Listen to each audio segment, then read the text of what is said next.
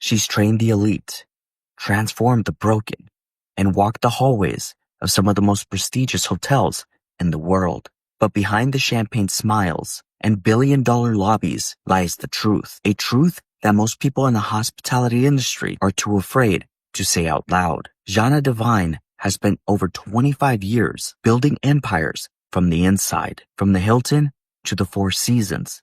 She's seen it all, the glamour, the grind, the gut-wrenching cost of keeping guests happy at all cost. Today, we speak what happens behind a concierge desk, what luxury truly means in a world that is constantly distracted, and why great service isn't just about a smile, it's about power, precision, and pain tolerance. She's called out the fake gurus. She's trained teams that serve presidents and royalty, and she's about to drop knowledge that will change the way you do business forever. This is Janna Devine, and you're about to learn what hospitality really takes. My name is Chef Ismail, and this is Chef Ismail's Kitchen Quest.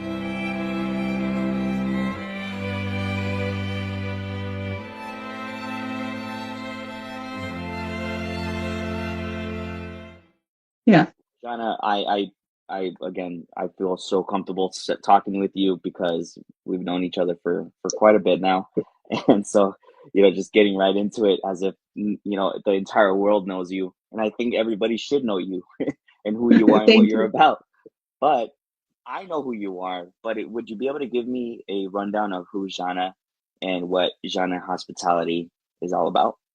Yeah, sure. First of all, thank you so much for having me. I'm so excited for this conversation because every time when we off camera or on camera talk, I feel like magic always happens and there's such great energy exchange and so many synergies because we very similarly look at the world of hospitality. Obviously, your baby is in the back and mine is in the front. But we really share the passion and the love for hospitality, and we have a very similar mindset when it comes to just executing our craft. And so for that, I thank you. I'm very blessed to be here, and I feel very, very grateful. So thank you for inviting me. And yeah, so my name is Janna, and who I am. I am an entrepreneur that is originally from Germany. My dad was Hungarian, my mom was Serbian, and I literally was born into the world of hospitality. My dad was a chef. My mom ran a housekeeping team at a medium-sized hotel. And so, very early on in my life, I was exposed to hospitality, and if it wasn't at the restaurant with dad, it wasn't at the hotel with mom, it was at home with my parents, because my parents were very organized and very detail oriented when it comes to cleaning and being very organized at home. Everything had its space and its place. So, early on, I really learned how detail really does matter. And then when I watched my parents obviously serve guests in their actual work environment, I felt immediately that this is something I definitely want to tap into too when I'm growing up. And so I did. I started many, many, many moons ago. Obviously, like everybody else, I got educated. I got a bachelor's degree and a master's degree, both in hotel management. And I lived in 7 different countries, and literally hospitality was always my first lover. It kind of followed me everywhere I went, and I followed it, and we never lost sight of each other. And even though some other players entered the scene, this part of me never got tired of hospitality. And I worked in many upscale places, really beautiful 5-star hotels and very, very beautiful resorts and casinos and restaurants. And at one point in my career, I really discovered the love for fine dining, where those details that we just talked about matter the most, right? And so it's small things, it's really the small things. How does an establishment make you feel when you enter? What's the smell? What's the scent? What is how does it make you feel when somebody really anywhere in the staff just smiles at you, like walking around the hotel, and no matter what staff you're encountering with, they're all like happy, they have a smile on their face. And to be quite honest with you, it's very rare these days, right? But when I got educated, when I had my mentors in hospitality, they embedded it in me that the minute I stepped foot into the hotel or into the restaurant, I really have to learn how to leave my private life behind for that time being in the workspace, because guests are not there to feel negativity. They're really there for you to uplift them. And so when it was time for me to create my own business, those were really the pillars that I integrated into my own business, because that's really important to me. But because I've been in almost every position that one in hospitality can be, literally from being a dishwasher, working, cleaning rooms, being a concierge, being in sales, being in banquets, and so on and so on and so on. I understand also how it feels to be just a regular employee, right? And to really be somebody's worker, versus when I developed and when my career got different, and when I entered different levels of my career, I had privilege to be actually on the other side.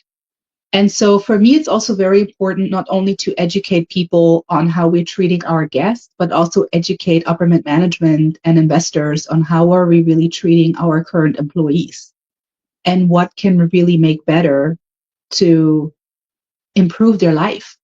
Meaning that if they crave education, can we offer education, right?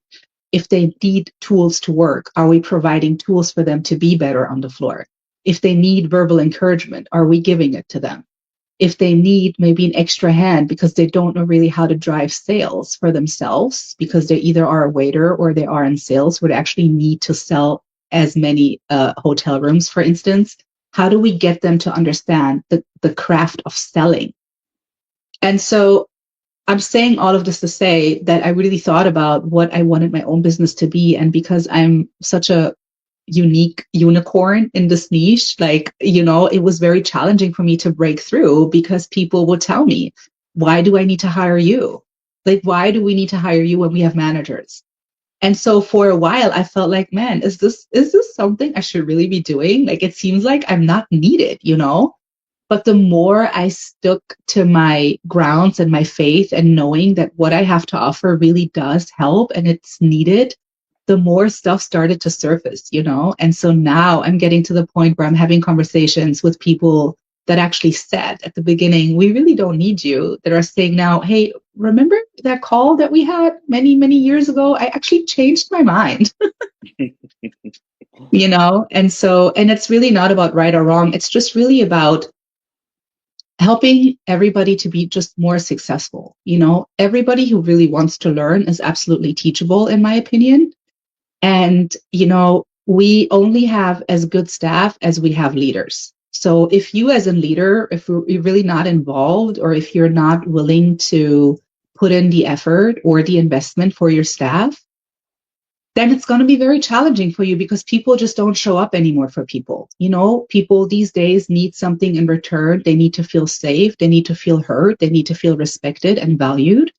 And if you are not in that mind frame, then it's going to be very challenging to keep a good team, because listen, people come and go. That's not the issue. It's never been the issue in hospitality.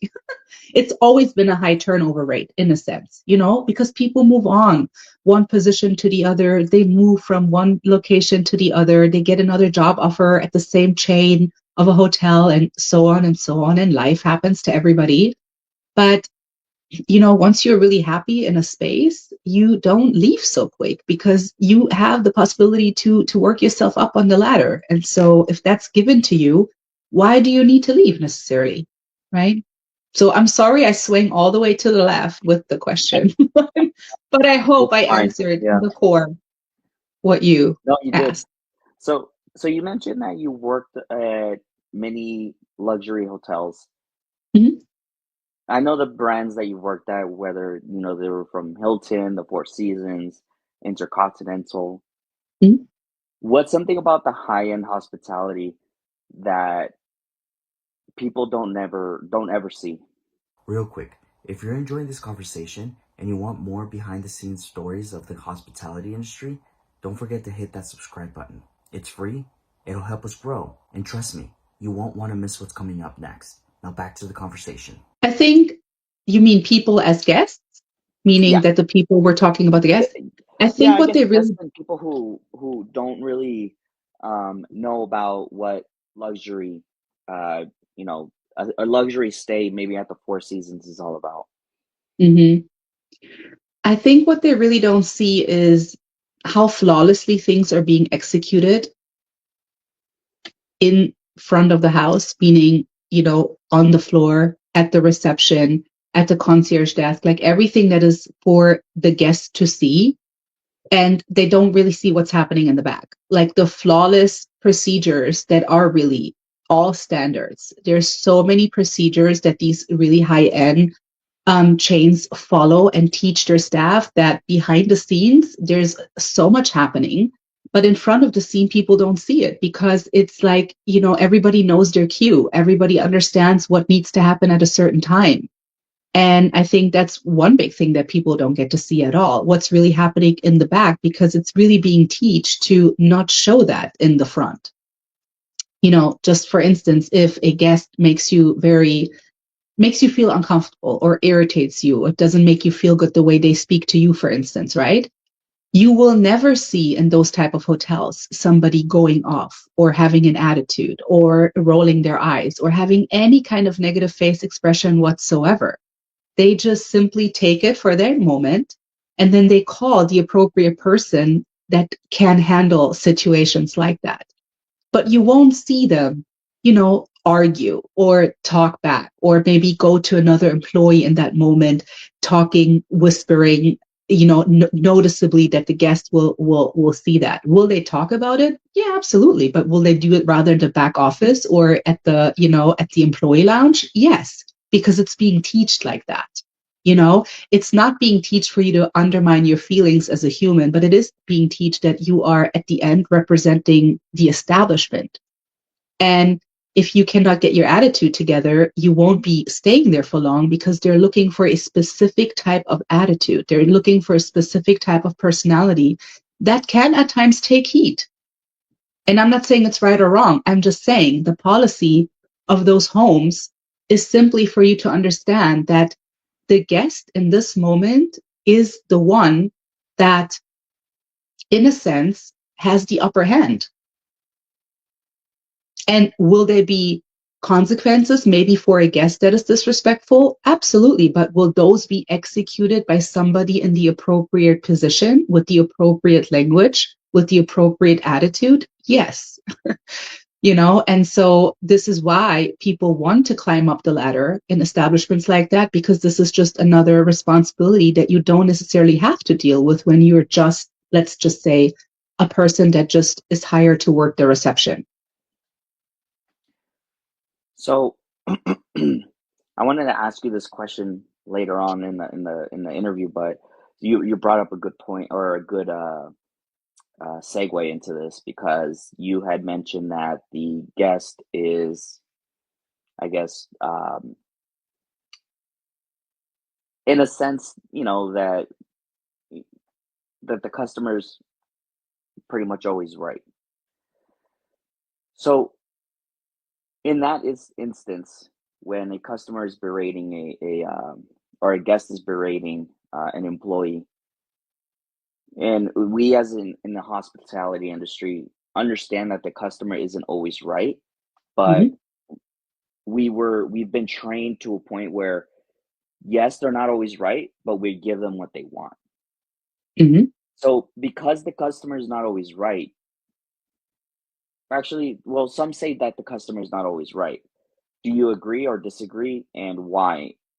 And how did you, I guess, can you give me an example of how, maybe you or someone else that you witnessed handled the situation appropriately? Mm-hmm. So, um, honestly, my thing is, to me, it barely really happened in my entire career where I had a situation like that, where I felt the guest was wrong. Because to me, my mindset is already, I'm going already into my everyday understanding that I am there to serve the guest that I'm interacting with for that day. And it could be in any position. Doesn't matter if I'm a waiter, doesn't matter if I work the reception, if I work the spa, if I work in the golf shop, it doesn't matter where I necessarily am placed. I understand already from my own mindset that I am there to serve them. So if they were to be coming across to me that would maybe hurt my feelings, or is, maybe called disrespectful, I would still understand how to treat that situation without disrespecting anybody back, right? But that's because I understand what this really means to work for a hotel chain like that. For me, working for this chain was always more worth to have that on my resume instead of having a necessarily unnecessarily argument to prove that I was treated wrong, if that makes any sense. But that's my own personal point of view. But really, it's being taught to you this way also, because in the end, if we don't have guests, we won't have a job. So is the statement right that the guest is always right or wrong? I don't know, because if they're wrong and we tell them they're wrong, will we have guests? Is one question. But again, I'm not saying that there's no consequences or that there's no rules or boundaries to any of that. Like obviously, if somebody is disrespecting staff and is not behaving appropriately towards staff, and it could be in any kind of matter. It could be that they're getting too much of drinking on in the bar or in the lounge, and certain things are happening in that way where some waitresses or some cocktail waitresses or some waiters feel a little bit like, oh, this is a little, I don't really like that. Or it could be the other way where people get irate, people have, raised their voice or get angry, right? But there is ways how to handle those situations. Now, are they being taught to you in specific types of way, no matter what position you enter? No. But will they be taught to you when you take on a management position? Yes. And this is exactly why there's a difference between being a manager and not being a manager, because you have different trainings. At least that's at least how I learned it when it was my time to learn these things. I don't know how it's today, but I certainly implement this in my own business, because if I am hiring you as my manager, obviously I'm going to give you more responsibility than somebody that I hire on hourly basis, right? And so to me, in my world, I make sure that my guests feel that they are the most important person that I'm interacting with that day, but as well as my other coworkers are important.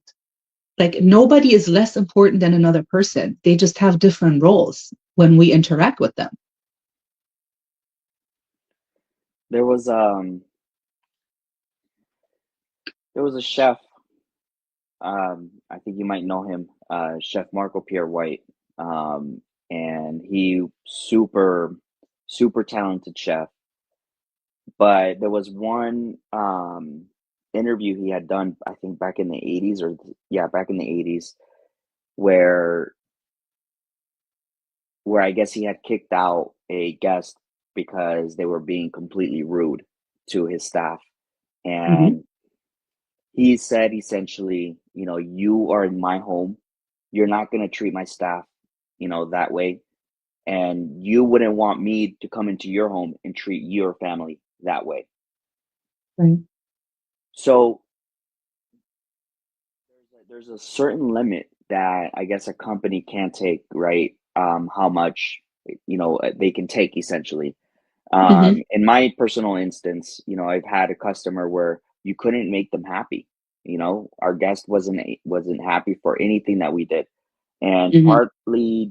that's partly due to because they wanted either a comp or some sort of like um, some sort of discount, free dessert, free drink, whatever it is, and it got to a point where my brother, who was a general manager at the time, had actually asked the guests, "Hey, unfortunately, we won't be able to serve you anymore because it seems like we're not able to handle, that we're not able to, I guess, take care of you the way you'd Yeah. like to take care of you, and it seems like it's a continuous thing." And she was a regular at the restaurant, and she was the only one who really gave us a hard time. So at that point, we kind of stopped, giving her the service that she, I guess, expected from us.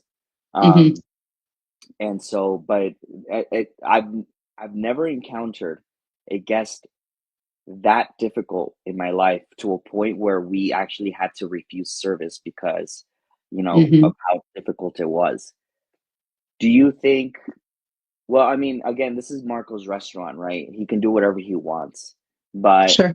the fact that he was able to kick someone out because of the way they were acting and then Mhm. maintain his restaurant's popularity. Why do you think that was?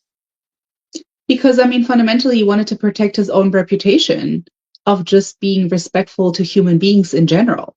I think that's one thing, and it's not okay. And number two, obviously he sees his staff very highly. He very values and respects his own staff. I mean, most of them were trained personally by him, or he touched most of them with his own trainings and spoke his own expectations. And I want to assume that everybody followed his expectations also.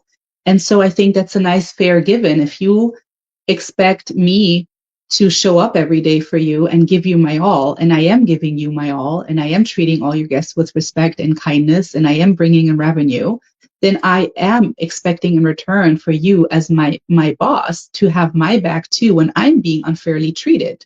When you know that I usually have a good track record and you've seen me work and you hired me and you've never experienced anything like that with me before, then the expectation goes both ways. It doesn't matter if you're the employee or if you're the one that gives the job.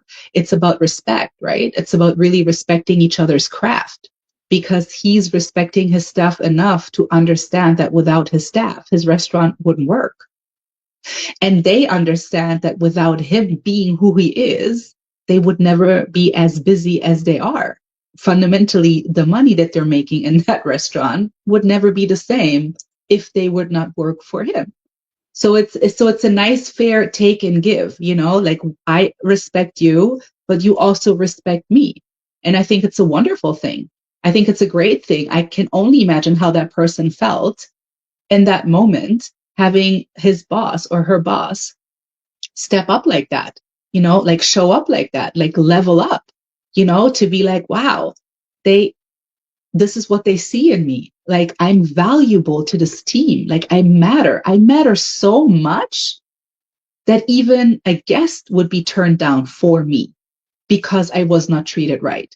And I think it's really everybody's own house rules that matter. And either you're okay with those or you're not, right? But I think in this case, everybody understands the house rules that everybody should be treated with respect and kindness. And if that's not towards our staff, then I'm so sorry we have to cut cords with you because, first of all, we don't need you in general. But then also, what we don't need is this attitude, is this energy. This is not what our guests are about. This is not how we treat each other here. So, I mean, I also have seen places where there was no consequences at all for any guests and people were treated really badly. So it really just depends on the person's mindset that is in control or in charge of such decision too. So I kind of want to flip it now from negative to positive. Okay. um, I want to know what the most mind-blowing guest experience you've ever designed or witnessed for a guest. The most what? I'm so sorry, I couldn't catch the last part. What's the most mind-blowing guest experience you've ever designed or witnessed for a guest? I think mind blowing is always to me when guests are going really out of their way to actually really give their employees certain things or like the team in general, or when the team just gets out like a little envelope, for like holidays or whatever, for knowing that it's coming from that guest because they really appreciate the whole team. I think that's always mind blowing to me where people really take the extra mile. Like I remember I've been a part of this hotel and, this one guest, he would come all the time, right? And every Christmas and every Easter and every big holiday that, in that time frame was going on, he would always make sure to bring everybody in the group a little gifting, a little small gifting. Everybody would get the same. I mean, it was kind of like male and female geared, but it had the same value, it had the same meaning. And I always thought that's so thoughtful. You know what I mean? Like it's really thoughtful when that happens, and okay, we are also being taught to not receive gifts or not receive certain things from our guests also, that's really big actually. But if it's for the whole team and your manager hands it out to you, I think that's a really nice it's a nice gesture, I feel like this is when you really feel like, oh my God, I'm being seen, like I matter. Again, I think what people are really after is just wanting to belong, just wanting to belong to a team where it feels like you're not being left out with any information. If it's concerning you, your schedule, your team, your other coworkers, you all are on the same page and everybody gets the same treatment, the same information, the same rewards. Everybody has the same chance, and it's kind of like up to you how much you want to put in. You know what I mean? But if you collectively put in good things and you get good rewards back, that's wonderful. I think it gives the team such a feeling of we did it, we achieved it together. Those are the best guests, Right? when they really like you become a part of their life essentially. And and I've seen this multiple times over at Disneyland, when I used to work there, where guests would bring, said gifts to a bartender because they were their exclusive bartender. Yeah. They only wanted drinks from that specific bartender. Yeah. And, number eight, first of all, they would give big tips, to that bartender. And then when it came down to Christmas and stuff like that, it was cool because then I got to see them switch up the what was it called? They would they would give each other gifts, right? So it wasn't just one person receiving; it was the other person. Mm. The guest would receive a gift as well, and Right. it was good ambiance and good mutual respect and genuine friendship between the both of them. Yeah. And I thought it was always cool to see something like that, because now it shows that the bartenders aren't just collecting the cash. It also shows that they're creating relationships that are going to last a lifetime, whether they're working there or not. And it's good to see that. So Yeah. I kind of want to go into hospitality secrets and hacks. So if a small restaurant or a boutique hotel wants to deliver 5-star service on a budget, what's the number one hack you tell them? Attentiveness. Let's teach them attentiveness. Like being attentive is like the biggest thing you can teach your staff on no budget at all. Help them understand how to see things that they don't see on their own. Meaning, when they walk inside the kitchen or they're coming out of the kitchen, both ways, never go empty handed. That's one thing. There's always something to take out, there's always something to bring back. Always. If you have time, do pre work, like polish glasses, polish silverware, do some roll ups, do some napkins, refill sugar, refill salt, clean sugar, clean pepper meals, refill them. Go through your menu, wipe them down nicely. If you have nothing else to do, go around your restaurant, wipe down the chairs from crumbs, your banquets, you know, iron a tablecloth with the nice crease. There is always something to do. Like it's never boring, really. It's never boring, So that will be one thing I would definitely teach people, and cross training. If you're literally on the budget, cross train your staff, which I'm not saying to constantly do that, but if you happen to have somebody that you train on front of the house being able to be a waiter the same way they're able to be a host. Let's just take those two, excuse me, those two positions, Why not?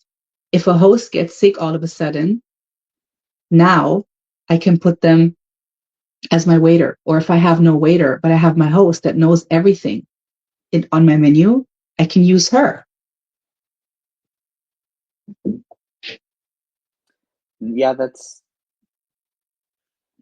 definitely a great way to uh to save cash, and Yeah. on top of that, the employee is going to definitely gain that experience as well, especially if they want to pursue the hospitality industry. So, Mm-hmm. what's a tiny change that can instantly double a customer's satisfaction? Smiling, being friendly, again, being attentive. Like hospitality is not about you being an order taker. hospitality really is about that you understand how people move, what guests are requiring without them asking you. Like it's all about a really good memory. Like a really good waiter or a really good waitress has an excellent memory, in all honesty. And it's really a lot to remember. It's a lot of multitasking in your mind because everything on the floor is strategy. Everything.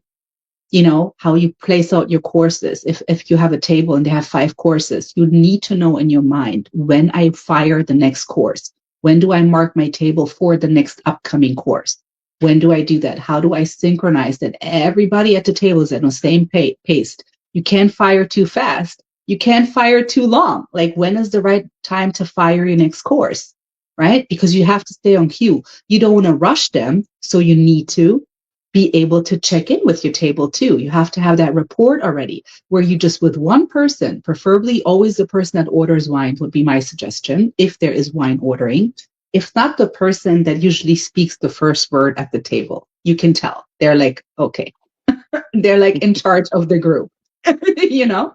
So always find that one person within your own group that you kind of like always have that eye contact or that nice different friendliness of like where you can slowly go behind their shoulder, make yourself noticeable in a calm way of like, are you guys ready? Is your table ready? I would, how do you feel? Like always make them feel it's all about them because it is all about them.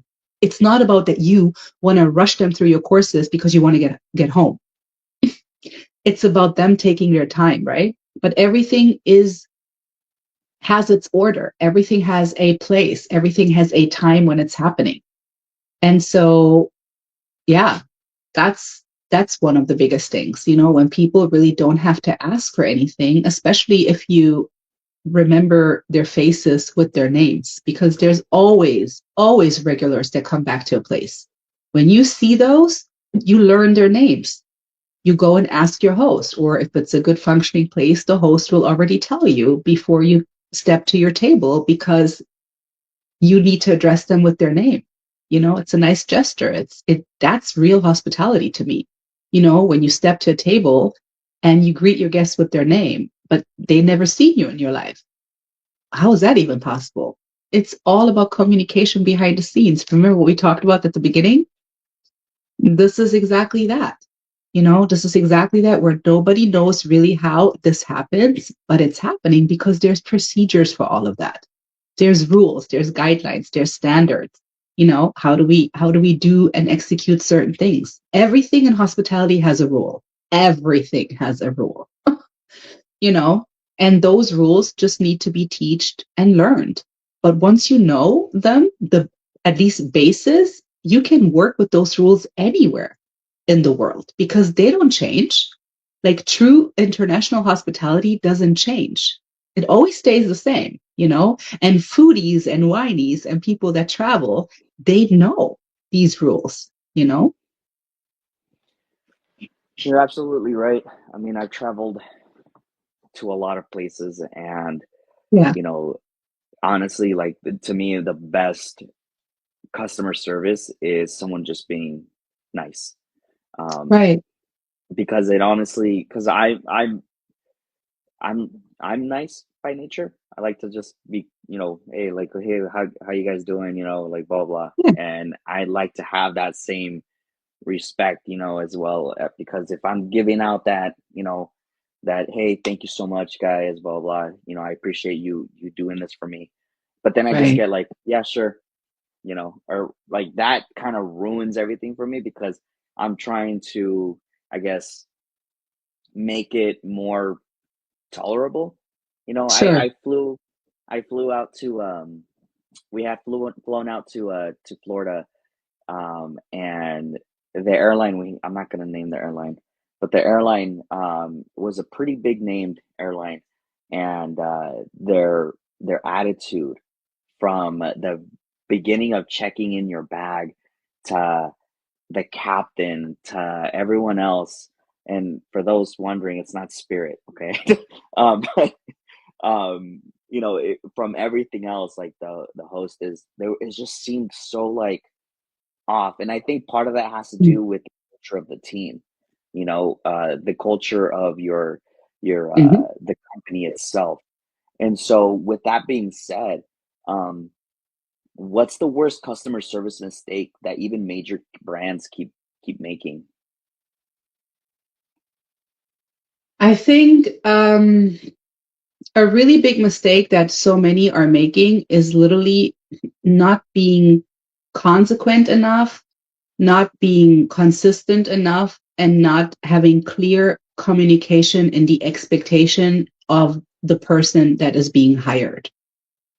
Like you cannot expect of me to read your mind. Like I need clear directions on what it really is that you're asking me and what your expectation on me is, either for this day, for this week, for this month, for this quarter, for this year, whatever. Give me clear guidelines, what you expect me to deliver. And then I can tell you this is something I'm able to do, or this is something I'm not able to do. And then we can see if we can still find together.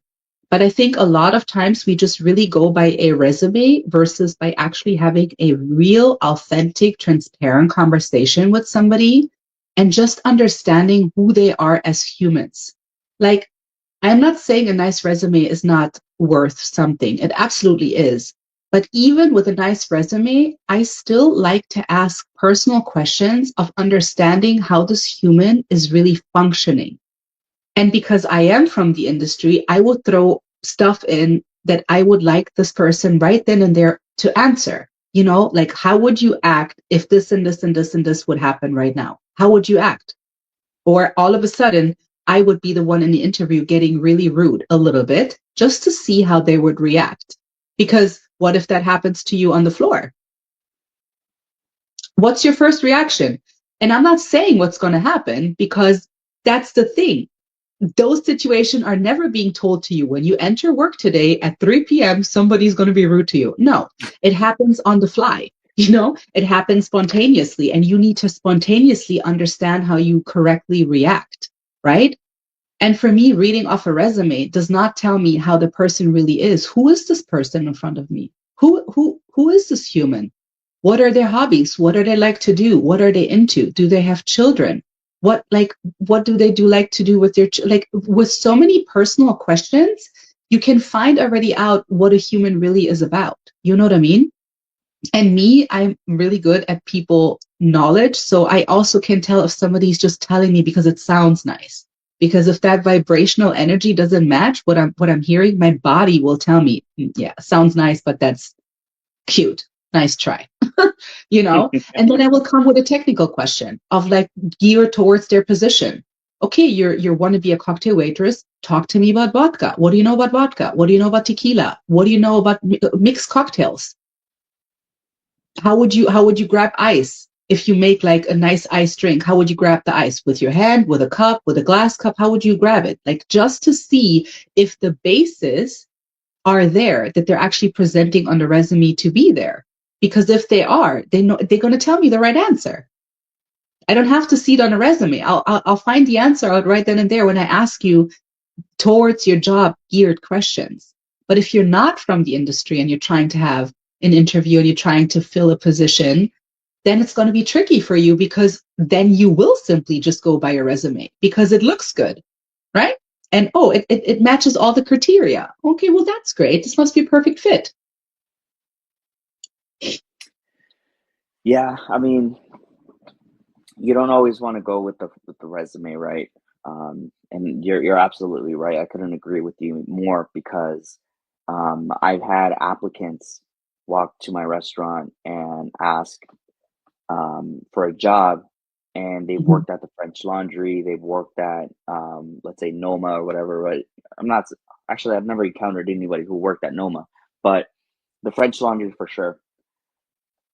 But they came off a little rude, or a little like kind of like, on a high horse, and I'm just like, Mhm. I'm looking out for the culture of my team, not the resume and the experience, because Right. like the experience can be taught to you, but personality has to be within you already. And so if you don't have the personality, then your experience means nothing to me. Because at the end of the day, I'm not trying to sit in my office with HR because you're having an issue with my team. Right. And so I'd Or rather, against. you know, right? Right. So I'd rather just, just let that go and just leave it alone and move forward from there. Um, Yeah. so I want to get into social media and hospitality because I'm assuming even on your social media accounts, whether Mhm. it's TikTok or Instagram, or even for me, even on YouTube, um, Mhm. my feed is usually all about restaurants. It's all about hotels. It's all about Yeah. travel and and all these things, right? And so um we're essentially in an age where a viral TikTok, a viral Instagram post, a viral short on YouTube can make or break a hotel or even a restaurant. So Mhm. how should a hospitality business adapt to this new reality? I think they should. I mean, it's a great way of, promoting your establishment. I think it's a great way of free PR for yourself. I mean, is it free? No, because you have to hire somebody to do that. So that's not the free part, right? But I think it's worth, I really think it's worth. And I think it makes like a nice picture on the overall idea. You know what I mean? I mean, I tell you honestly, will always remain a fan of word of mouth because I think that's the most valuable PR one can get or one can give, really, from word to word, from mouth to mouth, literally, because it has the most power. You know what I mean? Like if you really step to somebody and you speak to somebody about your own experience, they can feel your energy, or they can feel your furiousness, or they can feel your happiness, they can feel your excitement. But social media kind of takes it a little bit away. Is it somewhat necessary to stay with the time? I would agree it is necessary. Is it the main priority?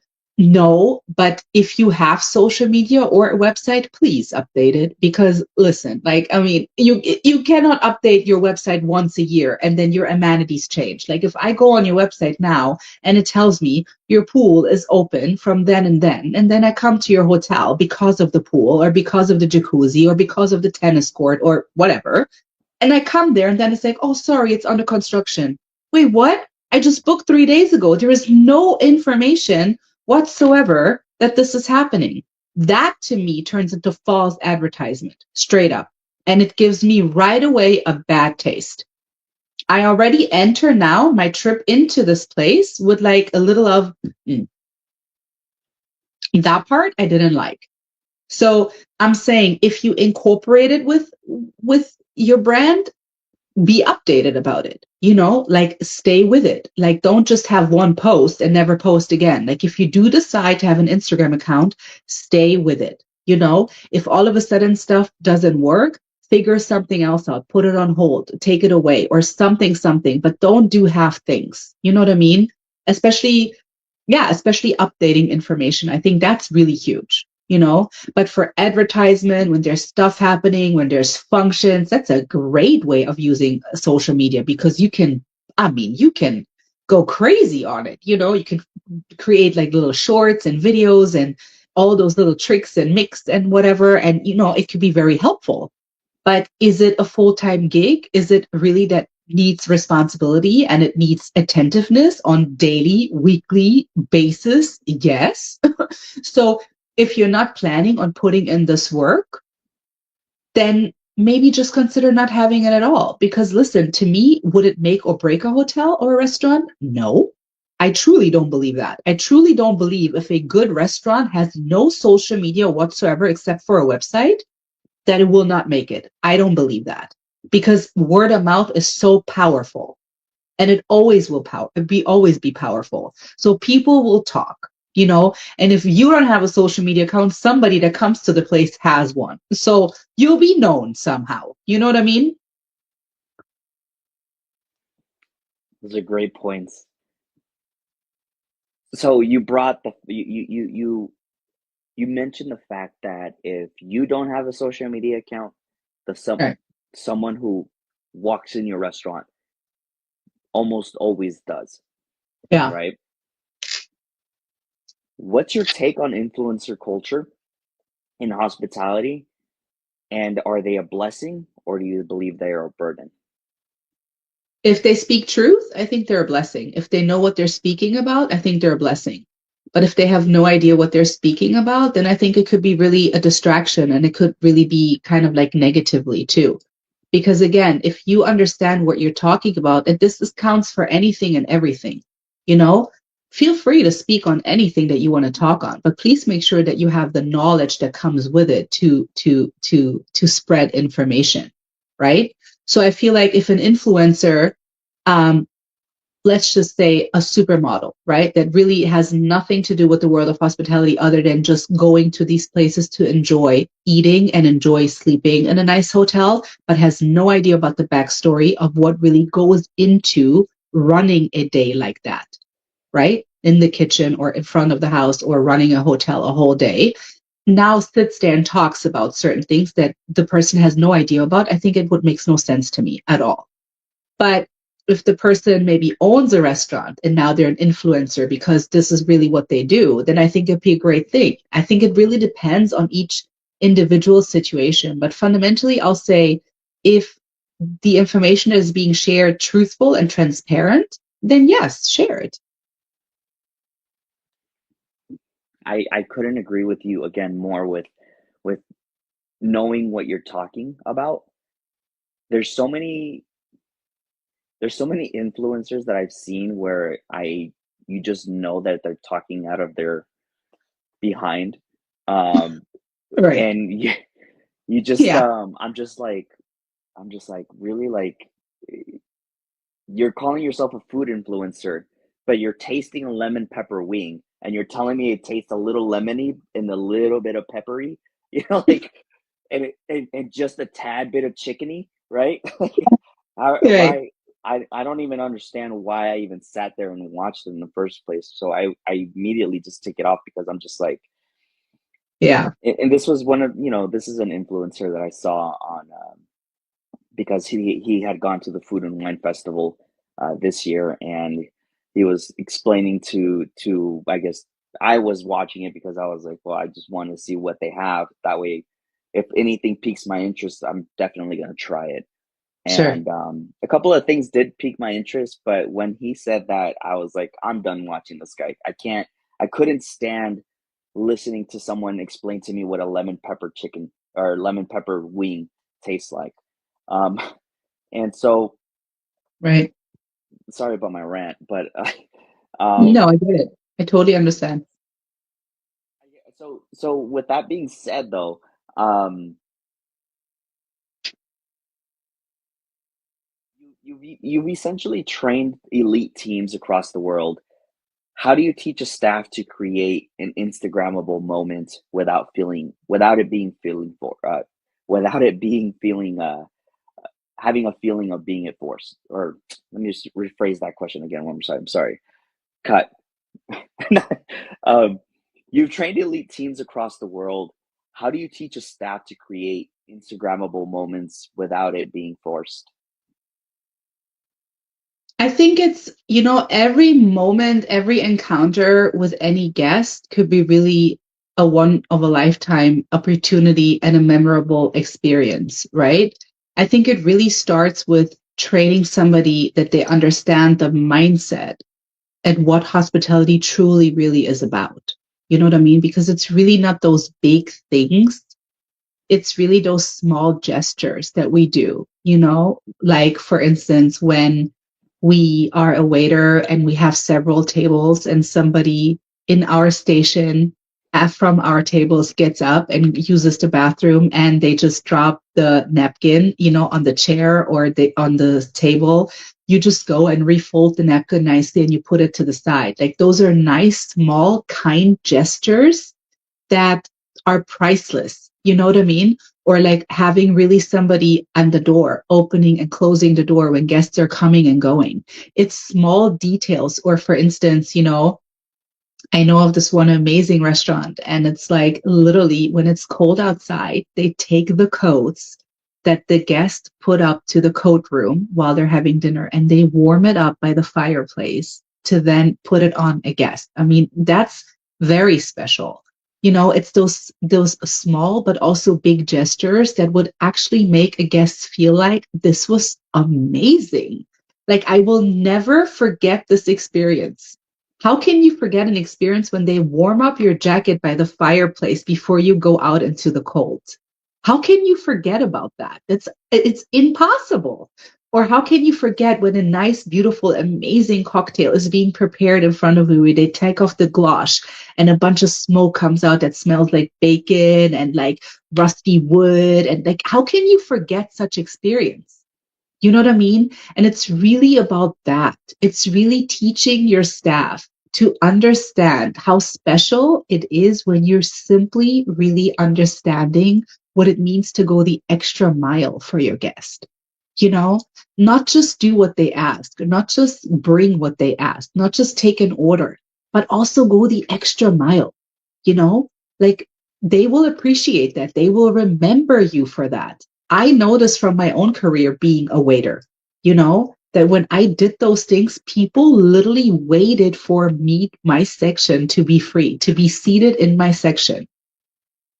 Literally waited and said, no, we want to sit with her. But she has no tables. It might be an hour wait. That's okay. We'll wait.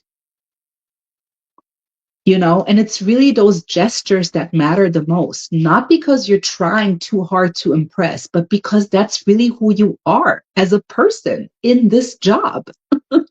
You know, and like you said, this is really difficult to teach. Like either you have that inside of you and you really enjoy that, or you just don't. You know, I can teach anybody anything that is teachable and willing to learn, but I cannot teach you to be kind inside. I can't. That's either you have it or you don't. You know, and listen, this industry is not for everybody. I want to make this very known. This is not for everybody. This is not just, oh, I'm going to make a quick paycheck, which you can, but this is not really what this is about because this is so much deeper. It's so much deeper.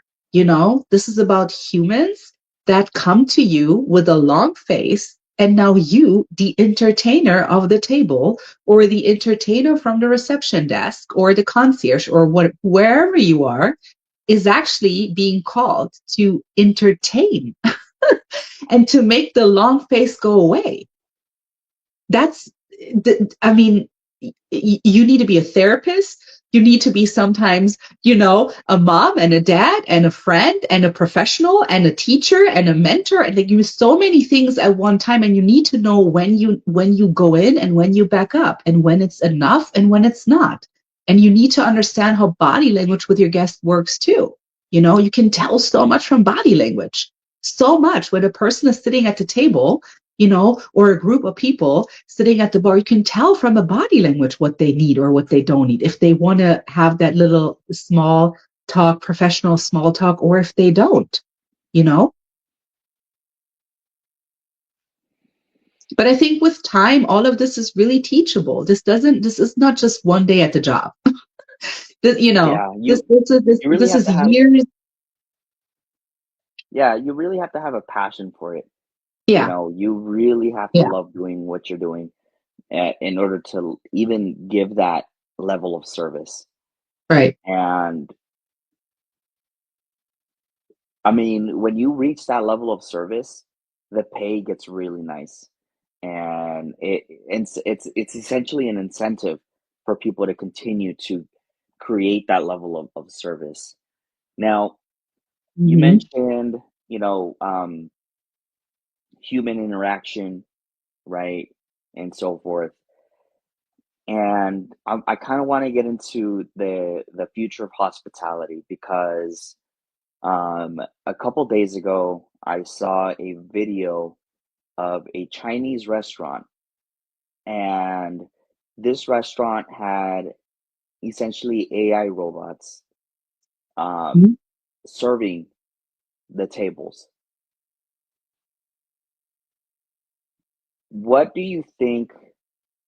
Actually, let me rephrase this. Let me go back on this one because I think I'm going to ask you that one after this one. So essentially, AI is taking over customer service, and it seems to me it is out in China because they're kind of replacing their servers. Maybe it was just in this instance this restaurant, but also there's another restaurant out in LA where it's there's an automated restaurant where these robots are cooking for you as well. And that not only provides consistency, but also you're cutting costs, right? Hmm. Will luxury hospitality ever go fully digital, or do you think people will still crave the human connection? That's a great question. I mean, I don't know, in all honesty. I have no idea. What I do know is that everybody at one point will be using AI for their business on one way or another. That's a fact. That's unreversible. We're already too far in. That's a fact. Do I think it's a good idea? I think so. It's helpful. It's definitely helpful because it can be used in many aspects of making our life easier.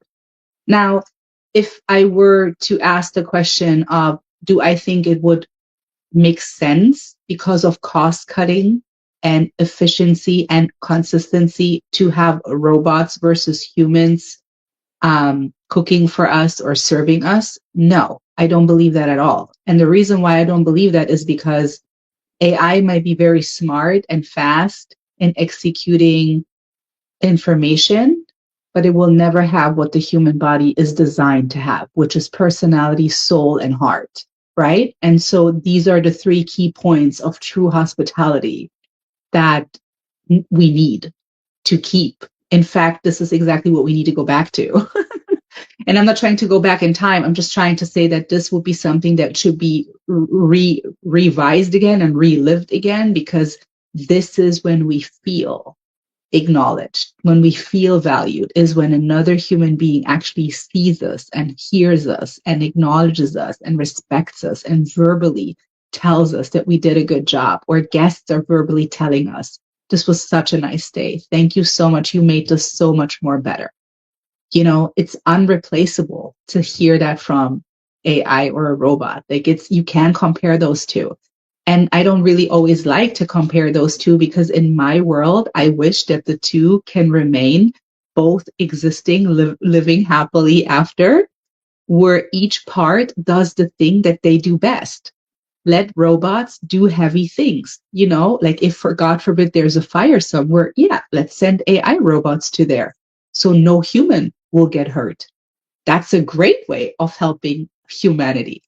But if there is maybe a restaurant or a hotel or a casino, let people do that, because there's many people in this world that actually love doing what they're doing. There's many GMs, many waiters, many hostesses, many busboys, food runners, and on and on and on and on. They actually really love what they do, you know? So why take something away from humanity that they actually enjoy, which others get to enjoy too?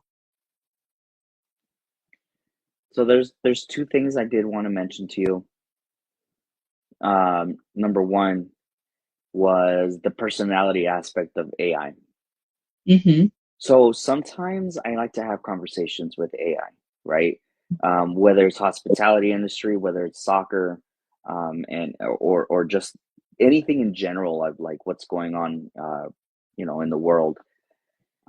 And when I speak to AI, or to Chat GPT and GPT, right? Specifically, when I speak to it, I literally speak to it to, just have it. It's faster for me to ask questions when I'm speaking rather than typing it, Yeah. and it's nicer, right, to be able to talk to something like that, rather than typing it out. But when I spoke to it, it responds back to me by speaking as well. Mm-hmm. And what kind of freaked me out was the usage of the of words, if you want to call them that, of like or using so, or like kind of essentially, it's starting to feel more human Mm-hmm. and robot. And Mm-hmm. so the personality aspect of the of AI, I think they're really trying to push or to program it, even though it's artificial. We as humans, I think we as humans would, our brain would kind of trick us into thinking that we are speaking to an actual human, or Mm-hmm. you know what I'm saying? Like kind of, and we start to have feelings for, having this AI conversation or having conversation with AI. Mm-hmm. Now, with that being said, I had a conversation with a previous podcast guest that I had, Andre Natera from Chef's PSA, and he was telling me that he in the future, that AI right now at this very moment is as it can only get better from this point on. Right now it sucks compared to what it's going to look like in 20 years, right? Mm-hmm. And so with that being said, if AI does take over the hospitality industry, and I don't disagree with him on this, and I think that he makes a valid point in terms of what he had said. But he had said, if AI does take over the hospitality industry, Mm-hmm. then human restaurants and AI and artificial intelligence restaurants Mm-hmm. will be kind of like a thing, right? Where people will maybe pay a little more extra to have that human interaction versus the AI where you already expect a certain level of excellence, right? There's a restaurant out in Japan where they only hire people who have kind of like a form of dementia, or even having a form of what was it called, Alzheimer's, Okay. where the guests expect, they understandably expect errors to happen, right?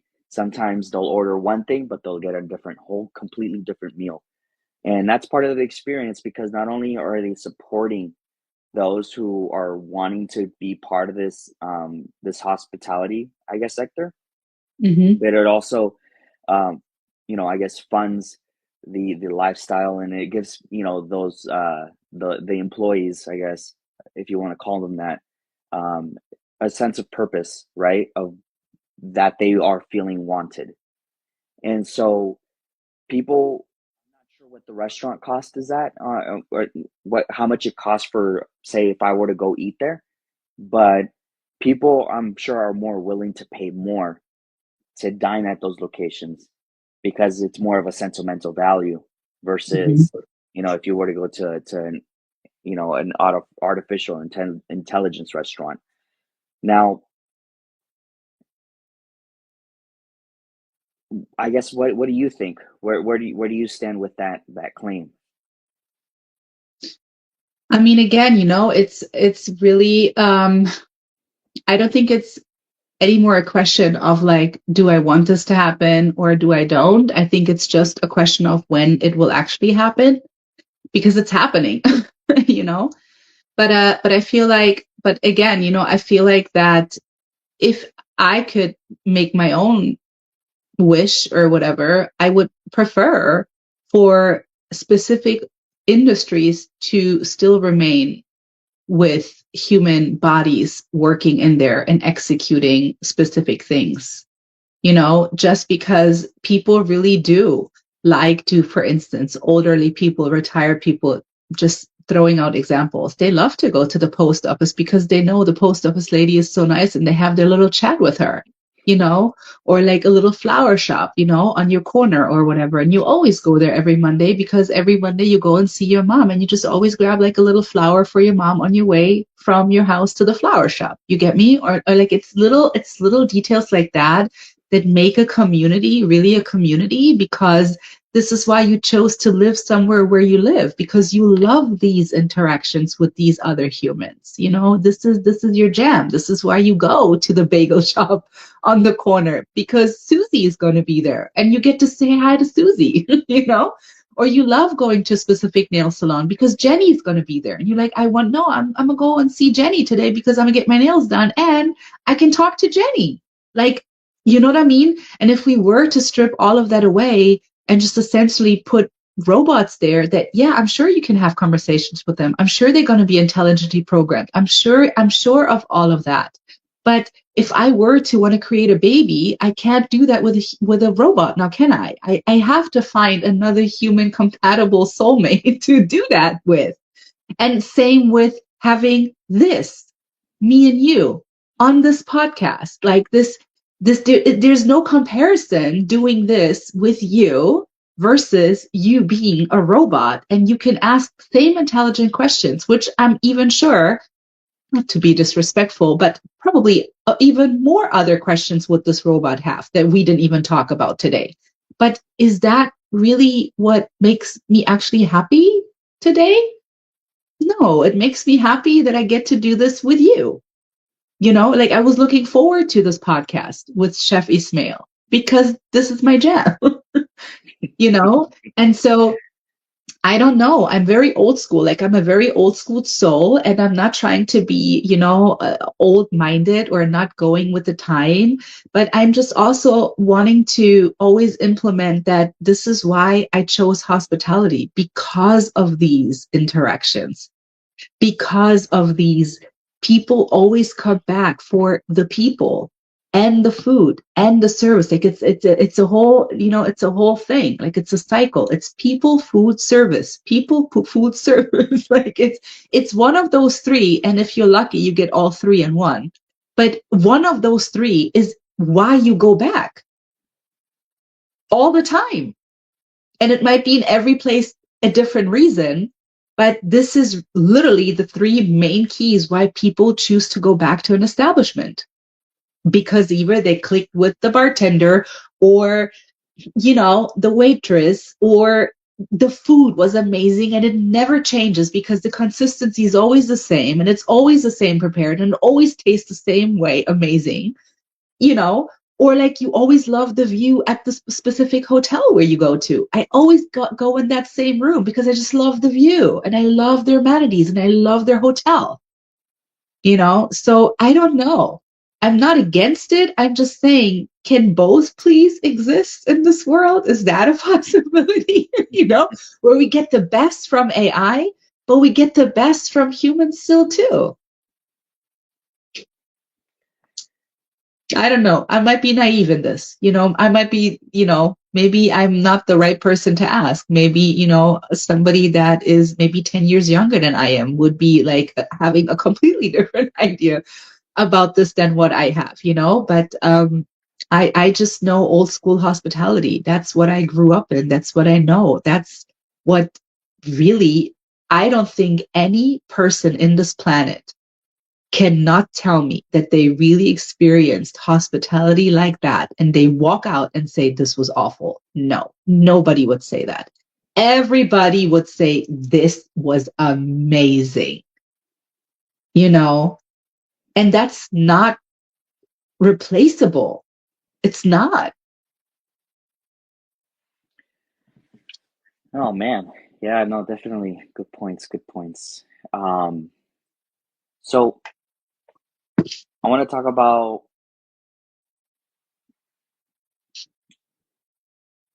I guess the I'm not saying, you know what, let me see, let me think about this before I even ask you this, because I want to be able to say this the proper way without Okay. it being sounding wrong. Um, Okay.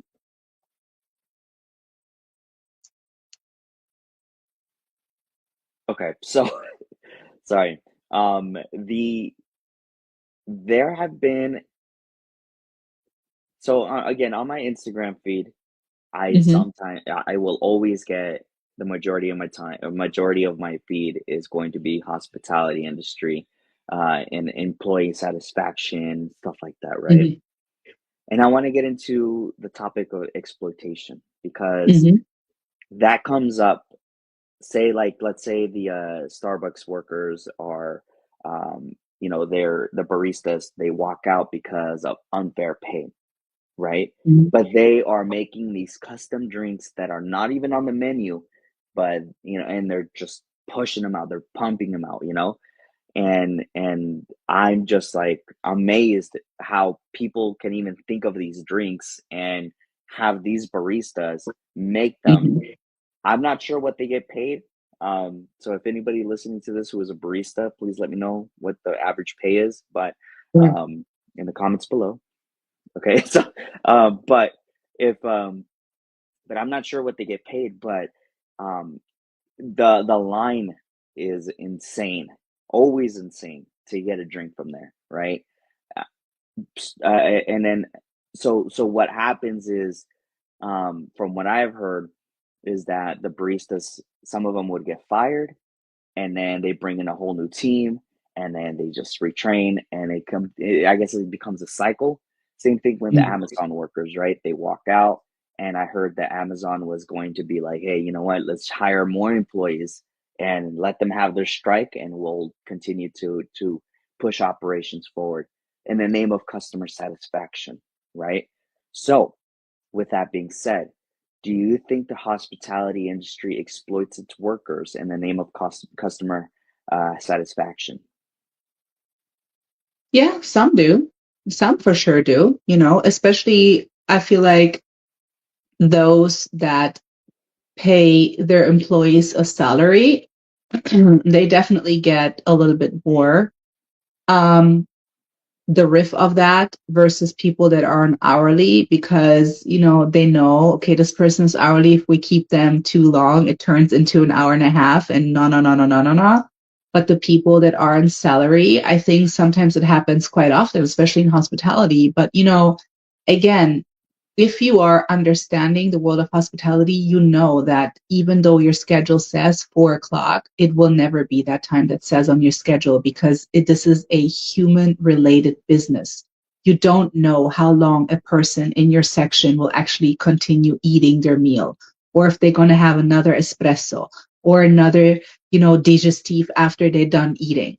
And they are allowed to, right? Because again, they come out to let loose. They come out to have a good time. So if you happen to be a waiter that works in the evening, and yes, it says your schedule ends at, let's say, 10 o'clock, there's cleaning afterwards. There's restocking. There's getting the restaurant ready for the next shift. Like the stuff like that is a little bit different in the world of hospitality.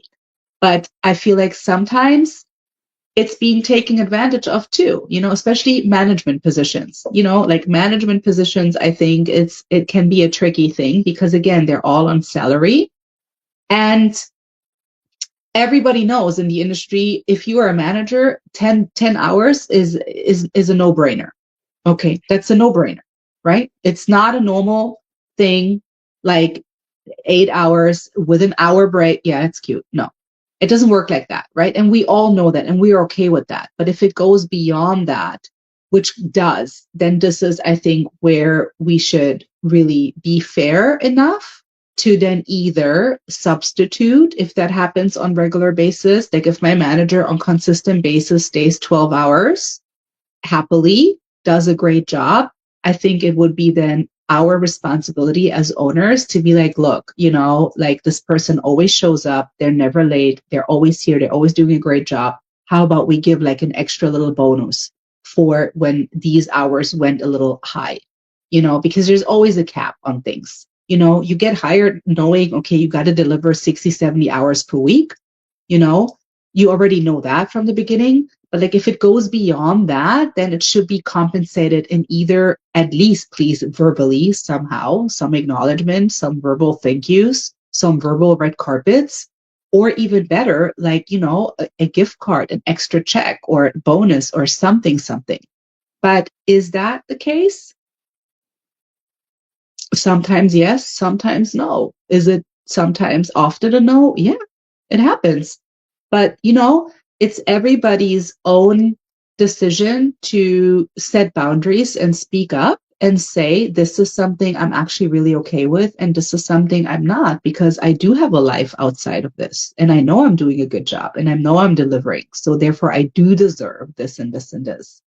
But it takes, courage, and it takes knowledge, and it takes you putting your money where your mouth is. Because if you're just coming out of the gate saying, oh, I am this ba ba ba, but you don't deliver, then that's not a good idea, right? But if you know that you deliver what you say and you know what you're worth, then step up and say something in a kind, respectful way, I'm saying, right? Because I'm sure everybody is grateful for managers that do step up. But are they allowed to be compensated? Yes. Are they allowed to have time off? Yes. Are they allowed to have a life? Yes, they do. maybe a little shorter life than other people. And that's okay, because listen, you know what you're getting yourself into when you are a manager. You know what I mean? Like this, you just know. If you have 2 kids at home and you married, you probably do not want to be a restaurant manager. Not when your kids are under 5. You probably don't, because you will never be home. And your wife probably will leave you, or your husband. Or so I'm saying you have to understand the industry and what it comes with, but saying all of that, it comes with so much privileges. It comes with you being educated, you being you learn so many things. You get to learn about cultures, you get to meet these amazing, wonderful guests, and you work with cool people together. Like it's a give and take again. What are you willing to give up? What are you willing to take? Like you got to ask those questions yourself, to really be like, am I okay with this or am I not? I was okay for it for a while. And I know I was used in a sense. I know, because I stayed from 10 a.m. till 11 p.m. every single day, except for one day in the week, for years. And it was no problem for me, but I was not married. I had no child. It was just me. Fine. I loved it. It was literally my life. It's funny. You say, you say, like to you give and you take what you take, I guess, right? Mm-hmm. And in my mind, the first thing that popped up in my mind was something dumb, um, because it was pizza party, right? I give you 70 hours a week, get one pizza party for a year, and it was like a little little meme that I saw the other time, where you guys have been working so hard all year, keep up keep up the sales, and by the end of the year, we will have something special for each and every one of you guys. You go into the break room and it's a pizza, from Oh, Little wow. Caesars, and you get like Shasta Cola or something. It's Yeah. not even like, yeah, it's pretty funny, Yeah. but the reality is that it happens, where you Yeah. exceed expectations, and you get from it. You get a pizza party, you know, and Yeah. it sucks because at the end of the day, it's like you poured everything out, right? Or there was this company, where they exceeded $1 million in sales for this one store, and they got a cookie, you What? know? Yeah, Wow. yeah, yeah. They got it. They ended up getting it. Was like a viral story. They got a That's cookie. crazy.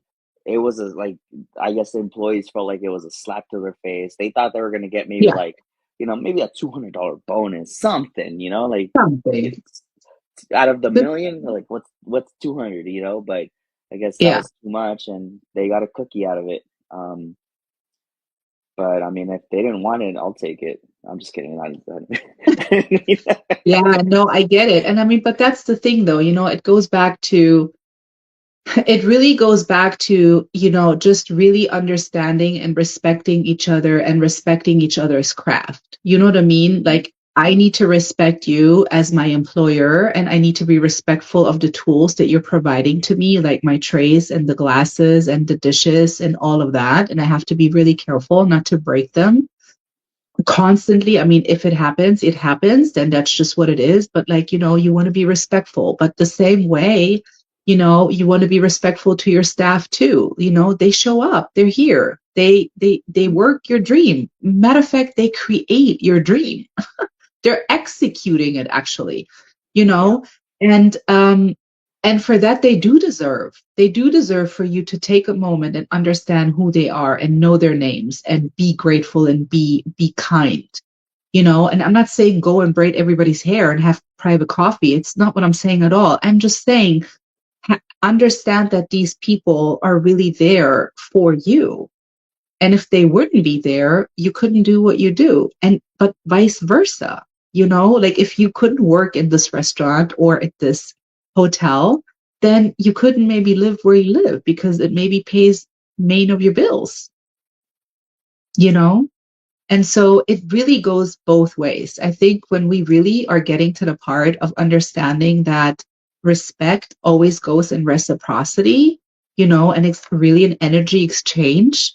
And I give and I get, and you give and you get. Like it's kind of like, in Germany, we say one hand reaches the other, right? And so if we do that to each other, then there shouldn't really be a problem, not even with transparent conversation, because people change. Ideas change. Just because you hired me a year ago for, I don't know, 120 a year as a restaurant manager, that doesn't mean that in a year from now my needs don't change or my ideas don't change or the world around me doesn't change. What do we do now? I'm still helping you the same way with my full 100% that I did this entire year. But now life is what's happening. How can we sort this out with each other? I don't want to leave you. You don't want me to leave. I don't want to leave. But what can we do? And sometimes I feel Yeah. like these transparent conversations is really the missing part of so many things. Because if we just learn to be more transparent and allow ourselves to speak in a kind, respectful, transparent way, so many things would just be so different. So many things would be so different, you know? But I think we're learning right now to jump over that hurdle where people are sick and tired of not speaking up, where they're not with it anymore, where they don't have to take things anymore as they used to. And I'm happy that it's getting to that part. As long as everything is always done with a level of respect. You can say anything you want to say, but be kind, be mindful about it. Like understand your tone makes the music, understand that your voice has power. Yeah, no, the respectful dialogue and transparent communication Hmm. is essential to a good working relationship between employee and employer. And I Yeah. think that, there has to be more of that. I personally have had issues with that because um, they're the ones who sign your paychecks, and the last thing you want to do is tell them that you need a day off or whatever because they're relying on you or the team is relying on you. But at the Yeah. same time too, you at the same time too, you need to have a boundary, right? Where you say, "Hey, please give me some time off." I've Hmm. had an employer where I would take 2 weeks off work, but I still get calls. Can you place this order? Can you do this? Can you do that? And I'm just like I'm in New York right now. I'm taking my vacation. I'm trying to, enjoy my Right. time. And here you are, you're still calling me. And, you know, Right. again, like you need to set that boundary, but at the same time, it's like for people like me, it's hard because you don't want to say no to the owner. You don't want to say no to the person who signs your checks, and you Right. want to be able to, do that. But at the same time, it's like you also need to respect my time that I give you all this time. I just need 14 days out of the Yeah. year. That's all I need, you know. Yeah. And so that's it was hard, but I mean, I guess I kind of overcame it, because at that time we got to a point where I was like, you know what, if you fire me, you fire me. Then whatever, I'll just friggin' move on. And it's not hard for me to look for another job. I can always get another job somewhere else with my experience and knowledge. Like Mhm. I'm not scared. But there's other employees who are a little like they're not as confident to say Mhm. things that need to be said in fear of retaliation, right? Yeah. Or replacement. And I get right, and I get a bunch of DMs from people from all over the world who would ask me, "How do you deal with toxic workplaces? How do you deal with a toxic manager? How do you deal with a toxic coworker?" And Mm-hmm. so it's one of those things where it's just like first of all, it's a it's a person to person, or it's a situation to situation basis, right? Not all situations can be answered with one simple answer. Another thing too is that as an employee, you know, if you're stuck in a toxic situation, you and it gets to a point where you're like not feeling good physically and your body is starting to feel those toxins, you Right. know, because you're, as you know, like I think you mentioned this to me back when we were talking off camera, where you know your body tries to take those toxins out of negativity, and you feel that, and you just start to get sick, and you just, you know, you just spiritually it affects you Right. physically, you know, because it's that bad. And if it Yeah. gets to that point, then you it's your fault at that point because now you're punishing yourself and working in an environment like that, right? So instead of not saying, instead of trying to fix the issue, maybe it's time for you to move on and look for another location where you won't have that feeling anymore, because you can put a band-aid on the problem, but it's not going to get fixed in the long run, right? Unless that toxic individual is no longer there, or the company itself is trying to fix it internally. But other than that, like, it's your job and your responsibility to remove yourself from that situation if it's that bad. So again, like, that to me is like probably one of the my go-to answers, because people will explain to me how bad it gets, and it's just like I'm Mm-hmm. sorry I'm not there. Like, I can't Right. physically, I'm not your manager, I'm not your chef. I can't physically, you know, stop the issue, or I can't, not physically stop the issue, but I can't stop the issue because I'm not in the UK. I'm not in, you know, in Right. Mexico. I'm not in these Right. countries, right? I'm just like, this is what I would do if I were in your situation. But again, like, this is solely your decision. I'm not telling you what to do. I'm just giving you my personal, um, I What guess, you would do. management. Yeah. Exactly. And yeah, Um, exactly. but Mm-hmm. I wouldn't expect them to take my personal advice, because Right. it might not be the situation that they're in, or whatever it is, right? Um, Yeah. But I feel so like also, with that, I feel like I want to add to that because, it's a lot of times, I mean, fundamentally, you have to understand what is more important to you. Is it your own sanity or is it your security? Right? mhm, Because fundamentally, that's really the question what this is about, right? Like, is it either my own sanity or is it my security of having an income? So that's one thing that you really need to kind of like ask yourself and figure out with your own self. But also, the other thing that I want to add to that is, that you just said, this toxic situation will never change until that toxic person or the toxic situation will be removed or remove itself. I want to add to that whenever you encounter with such situation, no matter if it's a situation, a person, a place, or whatever, you have to ask yourself why you are in this situation. Um, and are you toxic? Is really the other question that I would suggest to ask to mhm, the person. Because when we find ourselves in toxic situations is because we attracted those for some reason. I'm not saying it's your fault or their fault. I'm saying that there's something not resolved within inside of you that actually attracted you to have the situation enter your life. And the reason why it's entering is because it needs to be resolved inside of you. Because if you don't resolve it, the same situation will maybe be solved here because either this person leaves or you're leaving. But guess what? You will take that unresolvedness with you wherever you go. And it might be good for the first 2, 3, 4, 5, 6 months, but trust it will come back. Why? Because it's unresolved in here. So I would suggest to whoever is asking such question to really bring them back to themselves and just be like, let me ask myself, why am I in this situation? What is happening inside of me that I am actually okay with being treated this way? Where is this coming from? Because it's not the only situation. It was just replaced by a situation that is unresolved, that had carried over. But where is the unresolved situation? Where did that happen? Where was this created?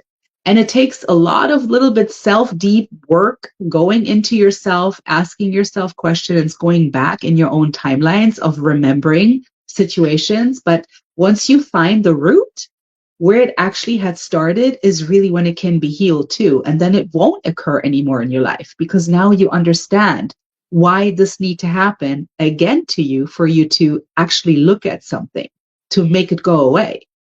You see, all these situations are just signs for us to really be like, hey, hello, there's something. Can you look at yourself? Can you dig deeper? There's something going on. And you see all these people and places and situations, those are just billboards for us to be like, hey, look, I'm showing you a mirror, but really this is actually coming from you. I'm just mirroring what you do, and this is tough for us to hear because people are like, you think I want to have a bad life? You think I want to have a negative situation? No, you don't. But clearly there's something what's inside of you that is attracting such situation to enter. So find that in you to make it completely go away. Because then it doesn't matter with who you interact or with what situation you're in, because it won't affect you anymore. It won't rattle you anymore because it's healed and it's dealt with. Sorry, that was a little on another.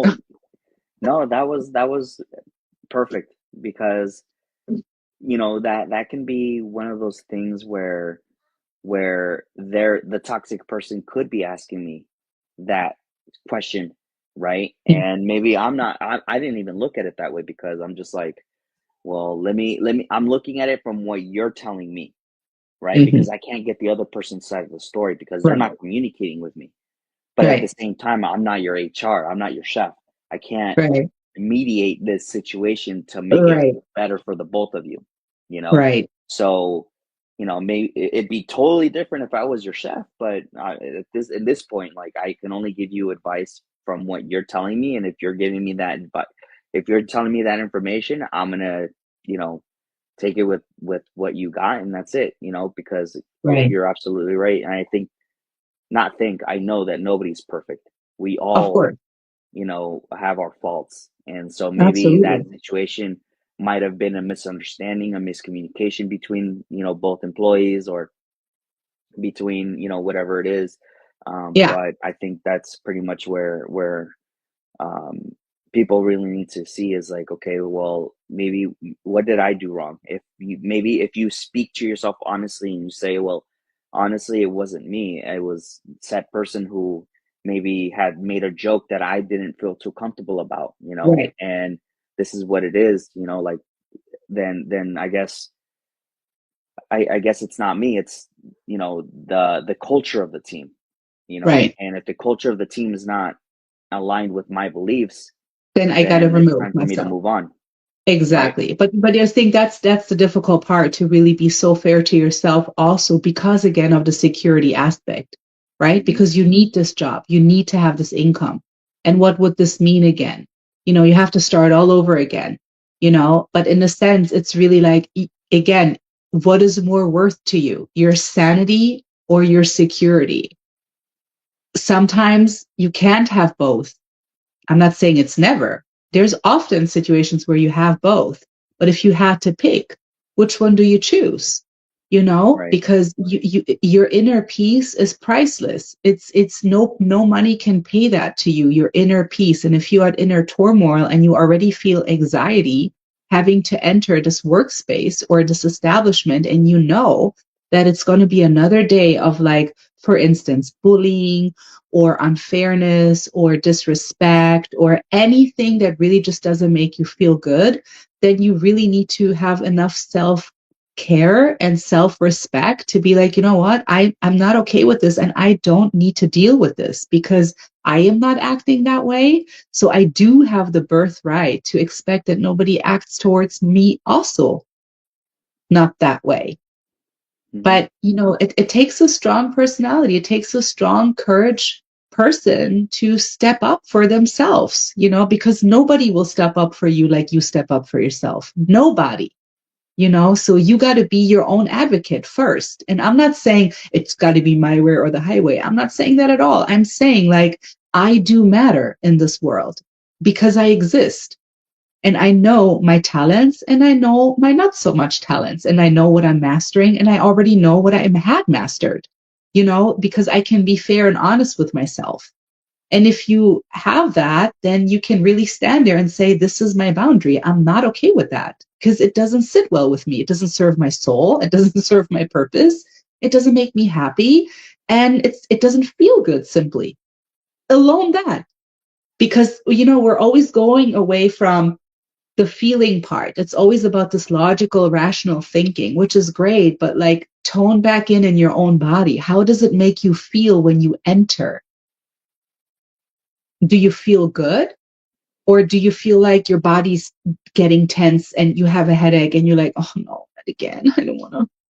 Oh, it's like 8 hours. Oh, that's not a nice feeling to have every day, Yeah. All right. Well, Janna, where can we find you? You can find me on LinkedIn, Janna Devine. You can find me on Instagram, Janna Hospitality. You can find me. Oh, I launched a podcast. I want to put that out there. R&R, Resilience and Rebirth. I'm always up for amazing stories. I was so privileged for you to be my guest. And yeah, you can find that on any platform, anywhere out there. And the easiest way to get in touch with me is just to contact Chef Ismail. He has most of my info, so he's happy to share. Yeah, I will actually. So ask. um, so yeah, no, I sincerely appreciate you taking the time Me to speak with too. me. It's almost a 2-hour podcast, which these are like the conversations I really enjoy having, especially with you on or off camera. And so hopefully we could do a part two to, another interview on this, because Yeah. I have so many more questions I have for you. Yeah. And I'm extremely excited to be able to continue on this conversation. But I mean, if there's anything else you'd like to add on or anything like that, I guess, just let me know now. Yeah. I mean, I'm grateful that I was here. Thank you so much. I think this was a wonderful conversation, and I'm just really happy that we have people like you in this world that help and that shed light and that are a light to others and that help educate and acknowledge and lead. And I'm grateful for you. I'm happy that a team is around you that can work with you and learn from you. And that I love your food. I think you're an absolute artist when it comes to making food. And yeah, I'm happy that we had this opportunity to do this together. And part 2, 3, 4, 5, I'm coming. You just send me an invite. I'm here. Anytime. No, for sure. Thank you so much. I appreciate it. Thank you. Thank you so much for taking the time to listen. If you've enjoyed this conversation, please take the time to subscribe, like, and comment. And remember, stay passionate, stay focused, and keep moving forward with a purpose.